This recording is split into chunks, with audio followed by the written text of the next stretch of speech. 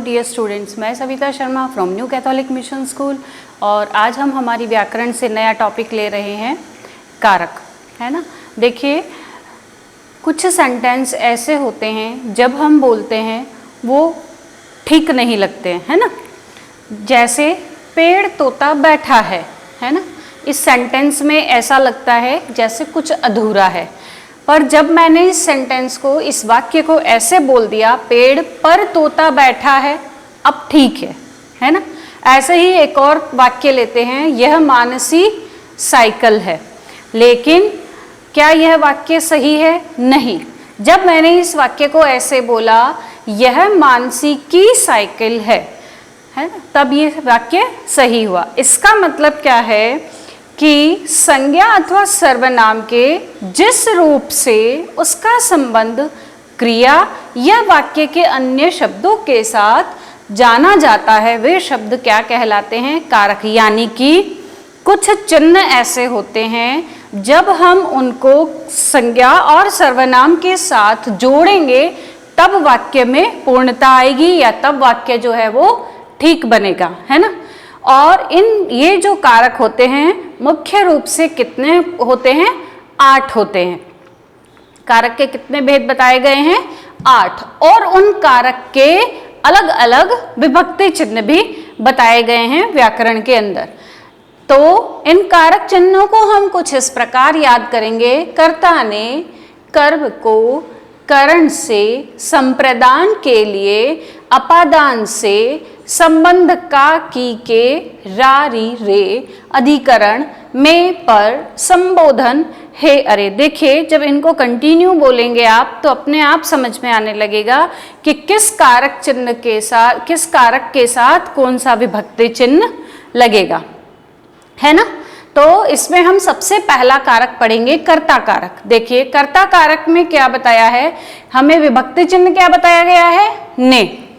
तो वाक्य में संज्ञा अथवा सर्वनाम के जिस रूप से कार्य करने वाले का संबंध क्रिया से जाना जाता है उसे हम क्या कहते हैं? कर्ता कारक कहते हैं। जैसे इसमें लिखा है, अंशु ने कविता सुनाई, है ना। अंशु ने कविता सुनाई, यानी कविता सुनाई किसने सुनाई? अंशु ने। अब इसमें कार्य करने वाला कौन है? अंशु है ना। उसने क्या कार्य किया है? कविता सुनाने का कार्य किया है। तो जब हम क्रिया को कर्ता के साथ जोड़ देंगे, उसके लिए जो विभक्ति चिन्ह का प्रयोग करेंगे वो कर्ता कारक का विभक्ति चिन्ह कहलाएगा। इसी में दूसरा है कारक चिन्ह जो आएगा वो है कर्म कारक। कर्म कारक का विभक्ति चिन्ह क्या बताया गया है? को। जब वाक्य में क्रिया का फल कर्ता पर न पड़कर वाक्य की अन्य संज्ञा पर पड़ता है। कैसे? जैसे श्री कृष्ण ने कंस को मारा। यहाँ पर संज्ञा शब्द कौन कौन से हैं? 2 है, श्री कृष्ण भी है और कंस भी है। तो क्या कहते हैं? कर्ता पर, यानी कार्य करने वाले के ऊपर इसका इफेक्ट नहीं जा रहा है वाक्य के ऊपर। जैसे कार्य करने वाले कौन है? श्री कृष्ण है, लेकिन यहाँ इफेक्ट किस पे जा रहा है? कंस पे जा रहा है। तो कंस को किसने मारा? श्री कृष्ण ने मारा, यानी कर्म किसके द्वारा किया गया? श्री कृष्ण के द्वारा किया गया। और इसका इफेक्ट कहाँ जा रहा है? अन्य संज्ञा पर, अन्य संज्ञा शब्द पर जा रहा है। तो किस शब्द से जोड़ा गया है इसको? को शब्द से। श्री कृष्ण ने कंस को मारा। तो ये कौन सा कारक कहलाएगा? हमारा कर्म कारक कहलाएगा। इसी का तीसरा रूप हम लेंगे करण कारक। करण कारक के चिन्ह जो है वो बताया गया है से और के द्वारा। 2 विभक्ति चिन्ह बताए गए हैं इसके। तो राहुल ने पेंसिल से चित्र बनाया, यानी कि कर्ता ने या जो कार्य या जो क्रिया हुई है वो किसकी सहायता से हुई है? पेंसिल से, है ना। तो कहते हैं कर्ता जिसकी सहायता से क्रिया करता है वह कारक करण कारक कहलाता है। तो राहुल ने किससे चित्र बनाया? पेंसिल से चित्र बनाया, है ना। स्वाति ने झाड़ू से सफाई की। स्वाति ने क्या क्रिया की? झाड़ू लगाने की क्रिया की, लेकिन किस सफाई करने की क्रिया करी, लेकिन किससे सफाई करी? झाड़ू से सफाई करी, है ना। तो ये क्या हो गए? करण कारक। ऐसे ही के द्वारा का एक उदाहरण देख सकते हैं हम। मैं प्रतिदिन बस के द्वारा स्कूल जाती हूँ।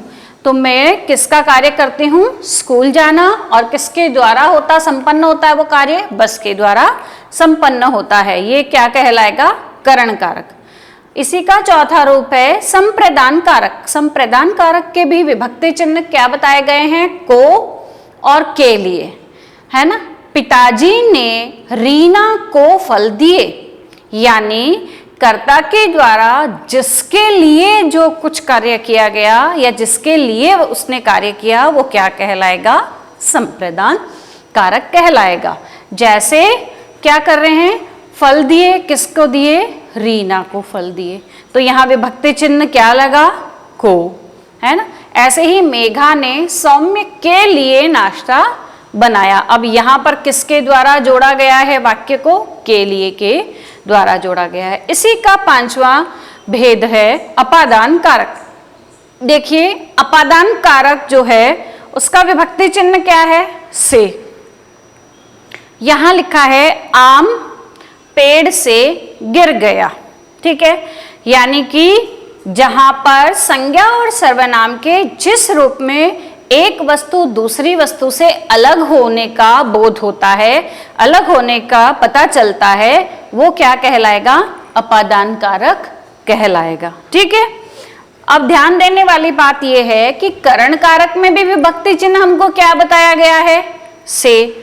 और अपादान में भी विभक्ति चिन्ह क्या बताया गया है? से। लेकिन दोनों में डिफरेंस है। दोनों में क्या अंतर आएगा?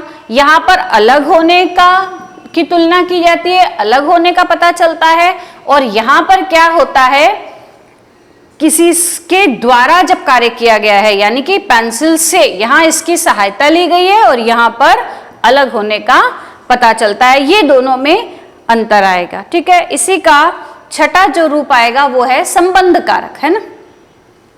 संबंध कारक के विभक्ति चिन्ह हमें का, की, के और रा, री, रे सारे बताए गए हैं। निशा के मामा अमेरिका गए, यानी कि संज्ञा या सर्वनाम के जिस रूप से दो संज्ञाओं अथवा सर्वनामों में परस्पर संबंध का बोध होता है, यानी कि दो संज्ञा हो गई, है ना।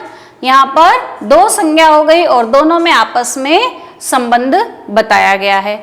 ऐसे ही यहाँ पर बताया गया है भारत की राजधानी दिल्ली है, यानी कि दोनों का कनेक्शन संबंध जो होता है वो किसके द्वारा हो रहा है? की के द्वारा जोड़ा गया है। तो ये क्या कहलाएगा? हमारा संबंध कारक, यानी कि दोनों संज्ञाओं के बीच या दोनों सर्वनामों के बीच आपस में संबंध को दर्शाता है। इसी का सातवां भेद आएगा अधिकरण कारक। अधिकरण कारक में क्या बताए हैं? में और पर दो हमको विभक्ति चिन्ह बताए गए हैं। जैसे पक्षी आकाश में उड़ रहे हैं या फिर पुस्तक मेज पर रखी है, तो दोनों विभक्ति चिन्ह है, यानी कि संज्ञा या सर्वनाम के जिस रूप से क्रिया के आधार का ज्ञान होगा। क्रिया के आधार का मतलब क्या होता है? आधार क्या है? आकाश। यानी इस शब्द से हमें क्रिया के उड़ने का किससे पता चल रहा है? कहाँ उड़ रही है, कहाँ उड़ रहे हैं पक्षी? आकाश में उड़ रहे हैं। और इसको किस शब्द से संबंध बताया गया है? में से इसको जोड़ा गया है। तो ये हमारा कहलाएगा अधिकरण, ठीक है। आखिरी आता है संबोधन कारक। संबोधन कारक में क्या होता है? हमेशा हमें पुकारने का या फिर बुलाने का संकेत होता है ना, वो अधिक संबोधन कारक होता है। जैसे अरे, हे भगवान अब क्या होगा? अरे तुम कब आए? यानी कि पहले संबोधन कारक जो होता है ना, वो हमेशा वाक्य के प्रारंभ में ही दिया जाता है और उसके बाद जो है आश्चर्य बोधक चिन्ह लगाया जाता है, विस्मय आदि बोधक चिन्ह लगाया जाता है। और हमेशा यह क्या होगा? वाक्य के आगे ही आता है। हमें ये ध्यान रखना रहेगा, जहां हम किसी को पुकारते हैं, बुलाते हैं, वहां पर संबोधन कारक का प्रयोग किया जाता है, ठीक है। करण कारक और अपादान कारक में अंतर मैंने आपको बताया कि करण कारक में भी विभक्ति चिन्ह क्या है? से है। और इसमें करण कारक में भी क्या है? से है। लेकिन दोनों का करण कारक और अपादान कारक में अलग अलग होता है। एक में क्या होता है? उनके जो भाव प्रकट होते हैं या परसर्ग द्वारा अलग होने का तुलना, यानी कि इसमें पेड़ से आम गिरा और उसमें जो है क्रिया से जोड़ने की तुलना की जाती है, किसमें? करण कारक में। ठीक है, कारकों की रूप रचना कुछ इस प्रकार दी गई है। जैसे पहला हमारा आता है अकारांत पुल्लिंग शब्द कैसे हम बदलेंगे। जैसे अकारांत पुल्लिंग शब्द का मतलब क्या है? जहां पर शब्द के अंत का अंत किससे हो रहा है? उच्चारण में आखिरी में क्या आ रहा है? अ आ रहा है ना। तो हमने क्या बोला? बालक, बालक ने। जब हम कर्ता कारक में बदलेंगे तो ने, और जब इसी को बहुवचन यानी प्लूरल फॉर्म में बदलेंगे तो क्या आ जाएगा? बालकों ने।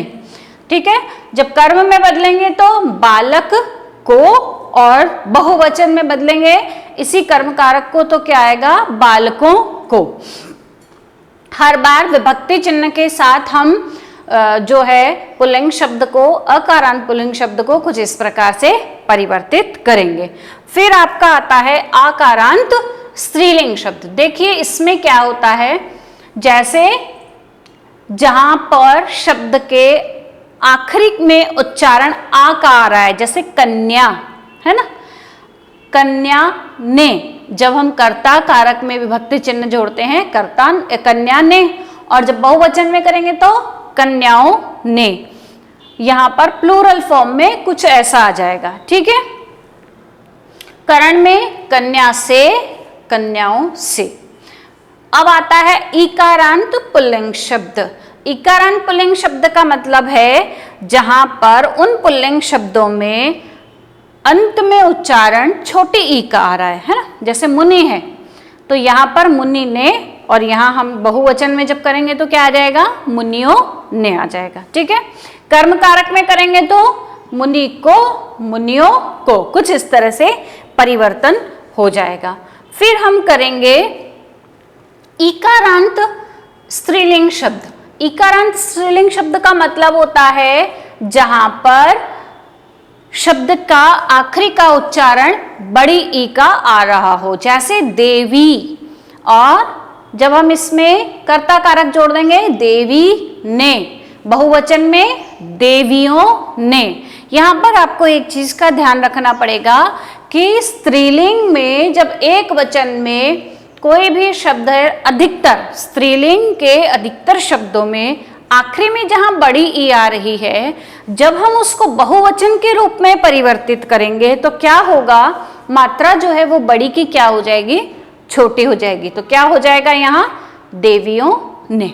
ठीक है, ये आपको ध्यान रखना पड़ेगा। हर एक विभक्ति चिन्ह को कुछ इस तरह से लगा दिया जाएगा। ठीक है, फिर आता है उकारांत पुल्लिंग शब्द। उकारांत पुल्लिंग शब्द का मतलब होता है जहां पर आखिरी में छोटे ऊ का उच्चारण आ रहा है, शब्द के का आखिरी उच्चारण छोटा ऊ आ रहा है। जैसे गुरु ने, यहां हम लिखेंगे गुरुओं ने, गुरु को, गुरुओं को। तो इस तरह से हम उस विभक्ति चिन्ह को लगा करके शब्द में परिवर्तन कर देंगे। यहां आ रहा है उकारांत स्त्रीलिंग शब्द। उकारांत स्त्रीलिंग शब्द, उन स्त्रीलिंग शब्दों में आखिरी का उच्चारण क्या आ रहा है? बड़ा ऊ आ रहा है ना। जैसे वधू, यहां पर कर्ता का विभक्ति चिन्ह लगाया तो क्या हो गया? वधू ने।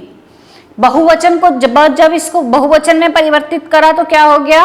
वधुओं ने। देखिए इसमें भी आपको ध्यान रखना पड़ेगा कि जब इन स्त्रीलिंग शब्दों के अंदर हम शब्द को एक वचन से बहुवचन में परिवर्तित करेंगे तो मात्रा जो है वो क्या हो जाएगी? बड़ी से छोटी हो जाएगी। ऊ की मात्रा भी क्या हो जाएगा?